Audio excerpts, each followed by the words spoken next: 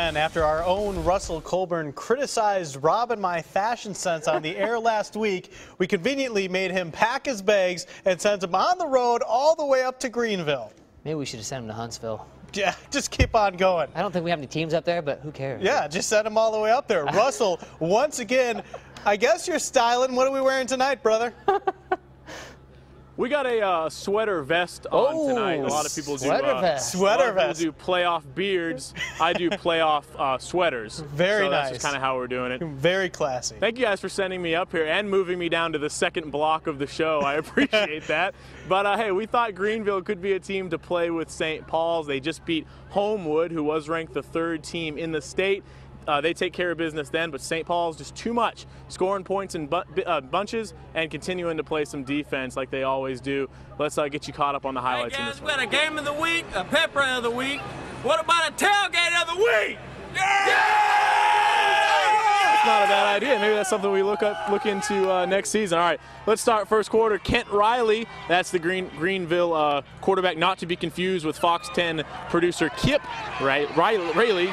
He is intercepted by Jalen Thompson. He gets the ball back near midfield. That sets up a Saints drive. That'll be capped by Jordan Huff. Who else? He tries the left side, pounds his way in. It's 7-0 to that point. Saints add a field goal, make it 10-0, and they don't let up. This is Bradley Padgett to Stephen Fleming. He's like their Wes Welker. He gets his way in untouched. 11-yard touchdown, and it's 17-0. Second half, more Saints. Austin McPherson, you normally hear this name a little more in the highlights. First try here, the speedster gets his way in, 24-0 Saints, and it wouldn't get any prettier for Greenville. Austin Mosley now, I don't know what running back he is on the depth chart, but he's getting work, and he's getting touchdowns too. He tries the left side, walks his way in, 31-0, and Mosley again on the left side, making a couple cuts, and it's 38-0 at that point. They go on to win by a final of 38-12. I'm joined now by Saints head coach Steve Mass. Coach, great win up here tonight. What does it mean to get a win on the road and only give up 12 points? Well, Russ, we played pretty good. You know, I thought for three quarters defensively we played about as good as we could, but an offense we came out was able to move the football and do some things with it. Just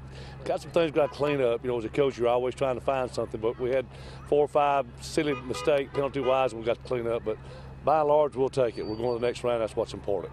How great were those running backs tonight? 2 touchdowns by Mosley, Huff pounced his way in for 1, and McPherson, just a three-headed monster, it seemed. Well, Austin Mosley is a good running back. He just happens to be the, if you say a number 3, I guess that's what he is, but he's a good running back, and we've been trying to find a way to get the ball to him a little bit more. And then McPherson, who's, seems like he's been in forever, and he's just a 9th grader. He came on, played real good, and then Jordan ran the ball good early. But, we feel like we've got 3 really, really good tailbacks, and so consequently we used all 3 of them. Briarwood Christian at home. What do you know about them? You just enjoying this win tonight, or are you already thinking? Well, we want to enjoy it, but you always got to think ahead. We know great tradition. They're always there going in the playoffs for 4 and 6, and everybody thought they'd be one and done. But Coach Yancey and his staff, all coaches say this, but truly they do a great job, and they're going to be where they're supposed to be. But we've been on the road for a long time. It's going to be nice to get back home for a change. Coach, enjoy this one. Congratulations. Thank you. Appreciate y'all having me. All right. There you have it. St. Paul's gets the win. They've only allowed 19 points this postseason. So back to you guys. Heck of a win here by St. Paul's. All right, Russell, thank you very much. St. Paul's looking strong. Spanish Fort looking strong. Our 5A schools always dominant throughout the state. They're just so good. And here's a look at some of those brackets for 5A. Yeah, you see St. Paul's advances tonight now into the quarterfinals. So they could run into Viger down the road. This Viger and Briarwood Christian.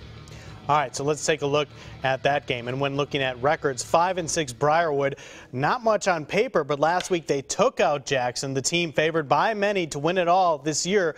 The Viger Wolves on the road facing that dangerous opponent. Let's go to the highlights of this one. And at the beginning, it was Briarwood coming out of the gate looking pretty strong. Here they are going deep, and it is caught. An amazing catch in between 2 defenders, which sets up this plummeting into the end zone.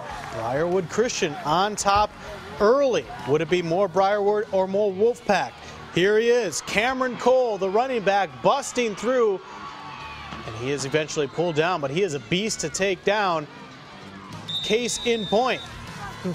Touchdown Wolfpack, and then we have more.